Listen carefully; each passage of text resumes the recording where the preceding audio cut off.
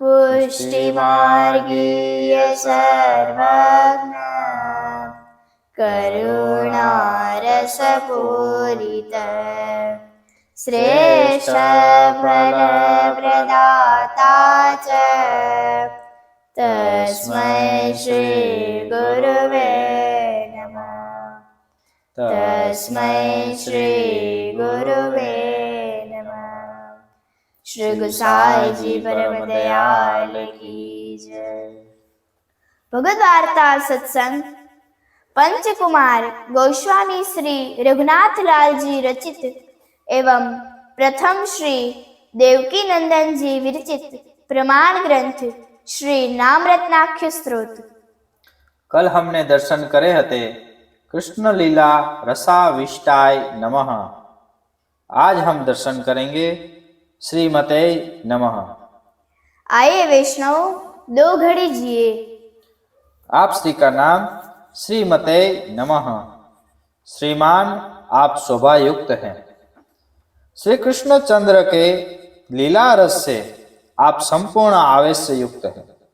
इस कारण से आपके श्रीअंग में रोमावली पुलकित हो गई है।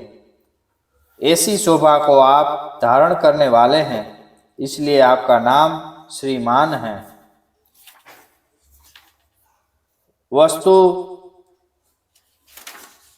जिस प्रकार से पूरे भरे हुए घड़े के अंदर गिरी हुई कोई भी वस्तु तीरकर ऊपर आने पर बाहर निकल जाती है, परंतु अधूरे घड़े में गिरी हुई वस्तु किसी प्रकार बाहर निकल सकती है नहीं।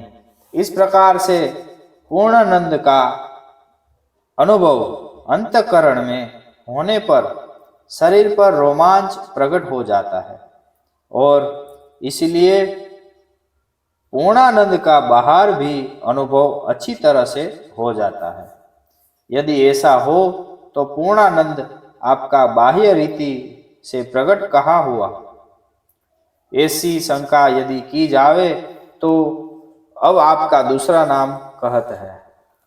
भावार्थ भगवत लीला रस का अनुभव जब अंतःकरण में होता है तब पूर्णानंद स्वरूप के द्वारा जीव को पूर्णानंद की प्राप्ति हो जाती है।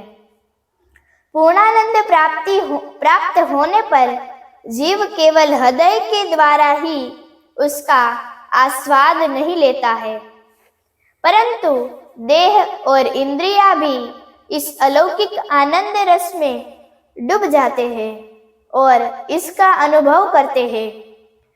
इसके परिणाम स्वरूप शरीर पर बाहर से प्रकट होने वाली रोमावली उत्तेजित होकर खड़ी हो जाती है।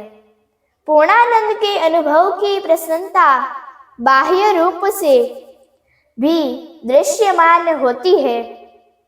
श्री गुसाई जी अपने हृदय में अहर्निश भगवद लीला रस का अनुभव कर रहे हैं। श्री महाप्रभु जी ने भी दसम स्कंध में सुबोधनी जी के प्रारंभ में मंगलाचरण करते हुए कहा है कि मेरे हृदय रूपी क्षीर सागर में सहस्त्र आधिदेविक लक्ष्मी रूप ब्रजभक्तों के साथ प्रभु लीला विहार कर रहे हैं और उनकी इस लीला विहार का मैं आस्वाद ग्रहण कर रहा हूँ। प्रभु के इस आनंद स्वरूप का आनंद लेते हुए श्री गुसाई जी अत्यंत शोभायुक्त दर्शन दे रहे हैं। प्रभु की सभी लीला सामग्री भी प्रभु के समान परिपूर्ण और पूर्ण आनंदमयी है। इस लीला सामग्री से श्री गुसाई जी भी परिपूर्ण हैं। इसलिए वल्लभाख्यान में श्री गोपाल दास जी गाते हैं कि पोष मध्याह्ने नवमी श्रीनाथ जी आप चंद श्री वृंदावन तणो प्रगटियो। इसमें श्री ठाकुर जी को श्री वृंदावन चंद्र कहा है। श्री अर्थात श्री स्वामिनी जी, वृंद अर्थात संपूर्ण व्रजांगनाओं का युद्ध और अवन अर्थात रक्षण श्री स्वामिनी जी सहित सकल ब्रजांगनाओं के युद्ध का रक्षण करने वाले आदिदेविक चंद्र वे श्री ठाकुर जी हैं। ब्रज भक्तों का निरूपण करते हुए कहा है कि श्यामा सतदल नयन सुंदरी युद्ध तणो नहीं पार। ब्रज भक्तों के युद्ध के विविध भावों को प्रतिक्षण बढ़ाकर रक्षण करने वाले वे आदिदेविक चंद्र है। जिस प्रकार चंद्र अपनी किरणों से सकल वन का पोषण करता है, उसी प्रकार प्रभु भी अपने भक्तों के भाव का पोषण करते हैं। इसलिए ब्रज भक्तों सहित श्रीनाथ जी स्वयं श्री गुसाई जी के रूप में प्रकट हुए हैं। इसलिए आपकी शोभा का कोई पार नहीं है, अतः आप श्रीमान हैं। इसमें श्री गुसाई जी का ईश्वर धर्म प्रकट हुआ है। प्रभु के श्री धर्म की व्याख्या करते हुए श्री महाप्रभु जी वेणुगीत की कारिका में आज्ञा करते हैं कि स्वयं के सेवक में भी वे भगवत सामर्थ्य के बल का धर्म प्रवेश करवाकर सेवकों को अपने जैसे बनाते हैं। वह भगवान का श्री धर्म है। उसी प्रकार से श्री गुसाई जी भी स्वयं पूर्ण पुरुषोत्तम होने से अपना स्वसामर्थ्य भक्तों में प्रवेश करवाकर अपने भक्तों को खुद के जैसे ही बना लेते हैं। यह श्री गुसाई जी का श्री धर्म है, इसलिए आप श्रीमान हैं। वार्ता चरित्र संगति। श्री गुसाई जी के कृपा पात्र सेवक चाचा हरिवंश जी गुजरात का प्रदेश करते हुए एक बार रास्ता भूल गए। 3 दिन के बाद उनको एक गांव दिखाई दिया। वह गांव भी भील लोगों का था। उस गांव की एक भील बाई में चाचा जी और उनके साथ के 4 वैष्णव को खुद के घर ले जाकर वहां मुकाम करवाया। भीलड़ी ने भोजन के लिए पूछा, तब चाचा जी ने कहा, आप वैष्णव नहीं हैं, इसलिए आपकी कोई भी वस्तु हमारे काम में नहीं आ सकती है। इस भीलबाई ने अपने आप को वैष्णव बनाने के लिए निवेदन किया।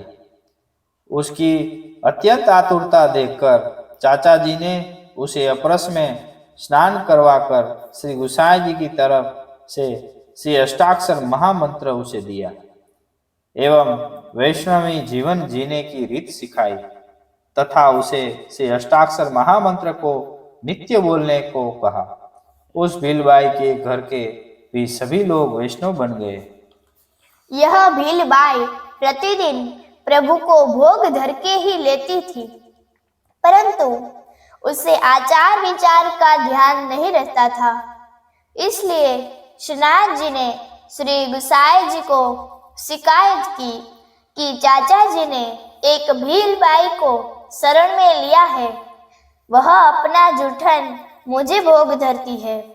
तब चाचा जी वापस गोकुल पधारे। तब श्री गुसाई जी ने यह हकीकत उन्हें कही।